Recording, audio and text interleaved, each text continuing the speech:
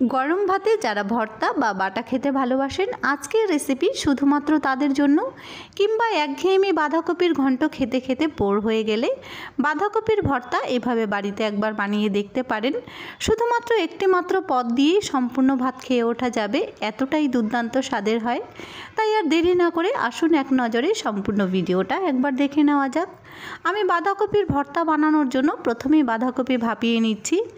একটা মিডিয়াম সাইজের বাঁধাকপির অর্ধেকটা আমি এভাবে কেটে নিয়েছি, চাইলে আপনারা কিন্তু কুচিয়েও নিতে পারেন। বাঁধাকপি সেদ্ধ করে নেওয়ার পর বাঁধাকপিটা আমি পেস্ট বানিয়ে নেব, তাই বাঁধাকপিটা কিন্তু অনেকটাই কমে যাবে, সেই জন্য আমি অর্ধেকটা বাঁধাকপি নিয়েছি। এবার বাঁধাকপিটা আমি 4 থেকে 5 মিনিটের জন্য ঢাকা দিয়ে রেখে দিচ্ছি। আর দেখুন বাঁধাকপিটা কিন্তু খুব সুন্দরভাবে সেদ্ধ হয়ে গেছে। এবার নামিয়ে নিয়ে আমি জলটা হাত দিয়ে ভালো করে চিপে চিপে জল ঝরিয়ে নেব। তারপরে একটা মিক্সিং জারের মধ্যে নিয়ে বাঁধাকপির ভর্তা বানানোর জন্য বাঁধাকপিটা কিন্তু বেটে কিংবা মিক্সিং জারের মধ্যে একটা পেস্ট বানিয়ে নিতে হবে। আমি মিক্সিং জারের মধ্যে একটা পেস্ট বানিয়ে নিচ্ছি। এবার বাঁধাকপির ভর্তা বানানোর জন্য কিছু উপকরণ ভেজে নিতে হবে। সেই জন্য আমি প্রথমেই 7 থেকে 8 কোয়া রসুন বেশ লালচে করে ভেজে নেব। রসুনটা বেশ লাল লাল করেই ভেজে নিতে হবে।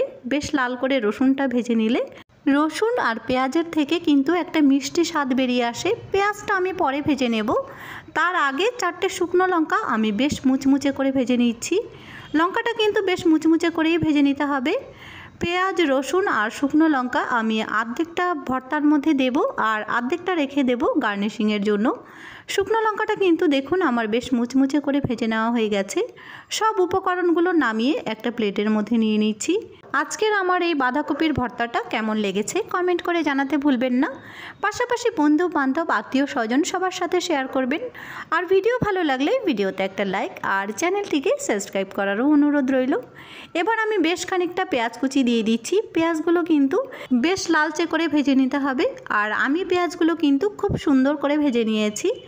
দেখুন ঠিক এই পর্যায়ে পেঁয়াজগুলো আমি তেল ঝরিয়ে নিয়ে একটা প্লেটের মধ্যে তুলে নিচ্ছি। এবার সব উপকরণগুলো একটা মিক্সিং জারের মধ্যে আমি পেস্ট বানিয়ে নেব। আর প্রথমেই যে বাঁধাকপিটা আমি ভাপিয়ে নিয়েছিলাম সেটা মিক্সিং জারের মধ্যে নিয়ে নিয়েছি। বাঁধাকপিটা হাত দিয়ে চিপে চিপে ভালো করেই জল ঝরিয়ে নিয়েছিলাম। সাথে আমি বেশ খানিকটা ধনেপাতাও দিয়ে দিচ্ছি, আর ভেজে রাখা রসুনটাও দিয়ে দেব। আর যে পেঁয়াজটা আমি ভেজে নিয়েছিলাম সেই পেঁয়াজের থেকে অর্ধেকটা পেঁয়াজ এখানে দিয়ে দিচ্ছি, আর অর্ধেকটা রেখে দিয়েছি গার্নিশিংয়ের জন্য। ঝালের জন্য দিয়ে দিচ্ছি 2টো কাঁচা লঙ্কা। আর ভর্তার মধ্যে কিন্তু শুকনো লঙ্কাও আমি ব্যবহার করব, তাই ঝালের পরিমাণটা একটু বুঝে দেবেন।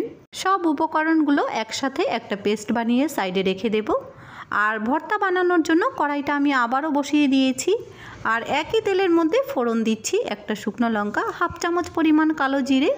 ফোড়ন আসা পর্যন্ত একটু লাল করে ভেজে নিতে হবে, যতক্ষণ না শুকনো লঙ্কাটা বেশ ভালো করে লাল হয়ে আসে আর ফোড়নের থেকে একটা মিষ্টি গন্ধ বেরিয়ে আসে, ততক্ষণ পর্যন্ত ফোড়নটা বেশ ভালো করে ভেজে নিয়ে থেতো করে রাখা আদা রসুন দিয়ে দিচ্ছি।